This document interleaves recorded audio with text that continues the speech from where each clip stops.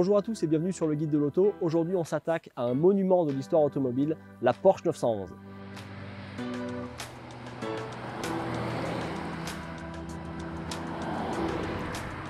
Mais la Porsche 911, contrairement à ce qu'on pourrait croire, c'est pas une voiture qui a connu une carrière tranquille jusqu'à aujourd'hui. Elle est apparue en 63, sauf que à la fin des années 70, début des années 80, elle a failli disparaître purement et simplement de la gamme Porsche. La 928 était censée la remplacer. Finalement, c'est la 911 qui réussira à lui survivre. Et celle qui incarne vraiment le renouveau de la Porsche 911 dans les années 80, c'est elle, la Carrera 3,2 litres.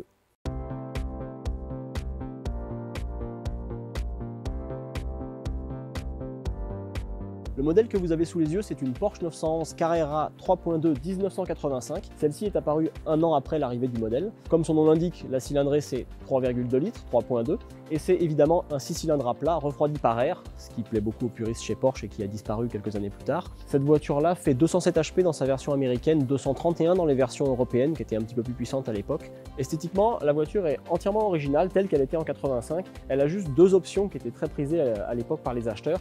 Les jantes Fuchs ici en 16 pouces et aussi le gros aileron qui était emprunté à la 930, la 911 Turbo de l'époque. C'est vraiment la Porsche classique telle qu'on l'apprécie et on va voir tantôt ce que ça donne derrière le volant.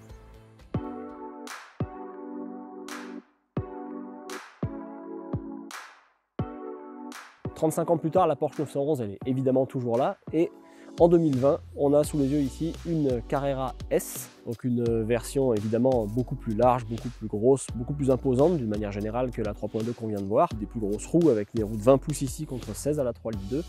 Celle-ci a aussi quelques options, notamment les roues arrière directrices, le pack sport chrono et le kit aérodynamique avec un gros aileron, ce qui la rapproche un petit peu d'ailleurs de notre ancienne du jour. Ça les rend un peu semblables. Et elle, sous le capot, qui n'est d'ailleurs pas très accessible parce qu'on voit même plus le moteur quand on le soulève, on retrouve un 6 cylindres à plat, même chose, mais à refroidissement liquide cette fois, qui fait 443 chevaux, c'est plus du double de la 3,2 litres qui faisait 207 tout à l'heure. Et donc cette voiture-là, on a quand même hâte de savoir finalement ce que ça donne sur la route, d'autant plus qu'elle a un petit accessoire qui est de moins en moins fréquent chez les sportives, une boîte manuelle à 7 rapports.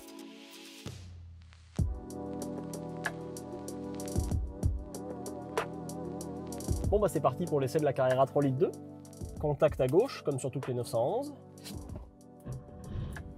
Et c'est parti.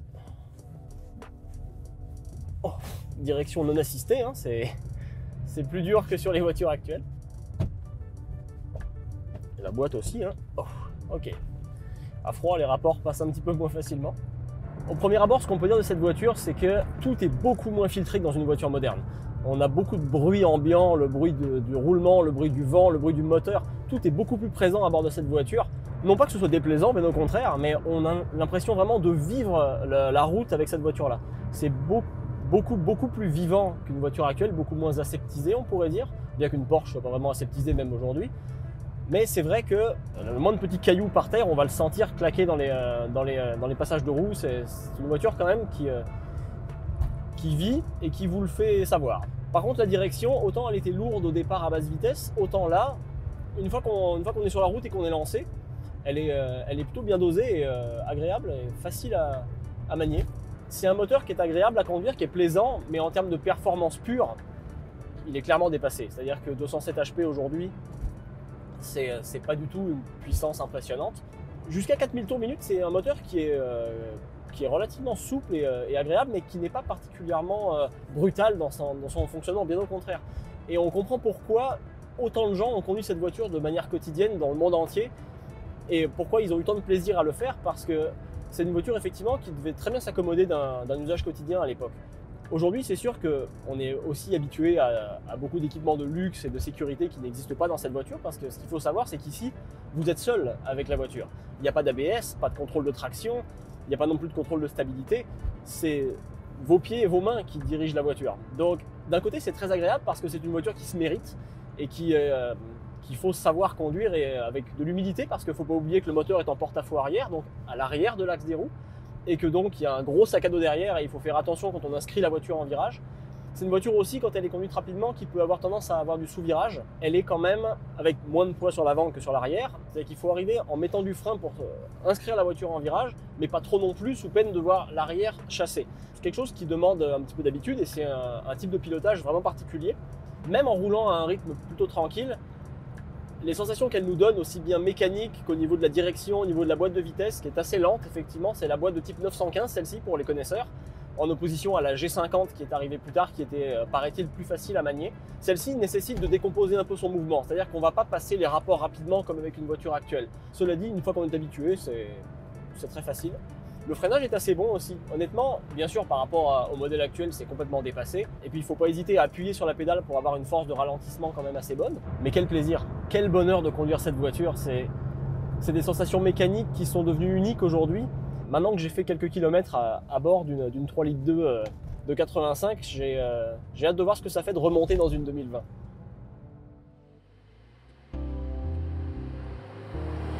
À bord du 911 2020, l'ambiance est complètement différente. Déjà, on a beaucoup plus évidemment d'équipements de confort, de sécurité, tout est beaucoup plus important. Et on a évidemment aussi une ambiance beaucoup plus luxueuse quand même. C'est beaucoup moins spartiate qu'une 911 des années 80. Là, la voiture est beaucoup plus silencieuse. Le roulement est un peu ferme, mais ça demeure quand même très acceptable pour une voiture de sport. On a évidemment face à nous les 5 cadrans, même si maintenant ils sont totalement digitaux à l'exception du contour. On a aussi une boîte manuelle qui est beaucoup plus rapide à manier bien sûr et qui est infiniment plus simple. C'est-à-dire qu'un petit coup de poignet suffit vraiment pour changer de rapport, c'est très rapide.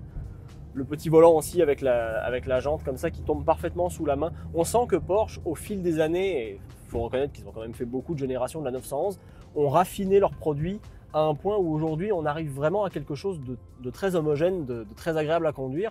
Peut-être pour certains trop aseptisés aussi, cela dit ça va de pair avec une facilité de conduite qui est quand même beaucoup plus importante. Donc la voiture aujourd'hui on peut la conduire à une main comme ça, c'est vraiment pas difficile. Et dans la congestion au quotidien, c'est une voiture très polyvalente qu'on peut conduire vraiment très facilement. Donc ça, c'est vrai que c'est certainement un point fort comparé au modèle précédent qui se méritait un petit peu plus. Là, aujourd'hui, on a quand même une voiture civilisée, disons. Cela dit, civilisée, la 911, c'est aussi une voiture quand même qui est quand même à tendance sportive et qui peut quand même offrir des sensations de conduite vraiment excellentes. Évidemment, la 911S n'y échappe pas. Et on a, entre autres choses, une voiture à plusieurs visages avec les niveaux de conduite qu'on peut sélectionner, donc soit pour le mouillé, normal, sport ou sport plus.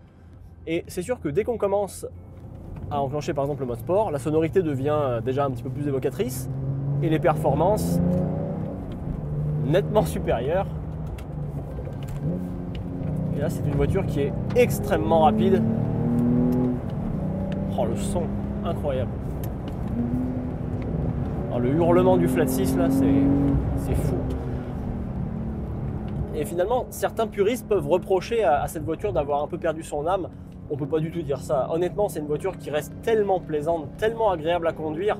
Là, en plus, sur une petite route sinueuse sur laquelle on se trouve, c'est un vrai bonheur, c'est un vrai plaisir à conduire. Honnêtement, que lui reprocher en fait à cette voiture? Finalement, pas grand-chose. Si vraiment il fallait qu'on pinaille, on pourrait dire quand même que les bruits de roulement sont un petit peu trop présents à haute vitesse, les bruits d'air aussi un petit peu. C'est une voiture qui fait un petit peu plus de bruit, à part ces défauts-là, et un prix évidemment qui est assez élevé, Porsche oblige.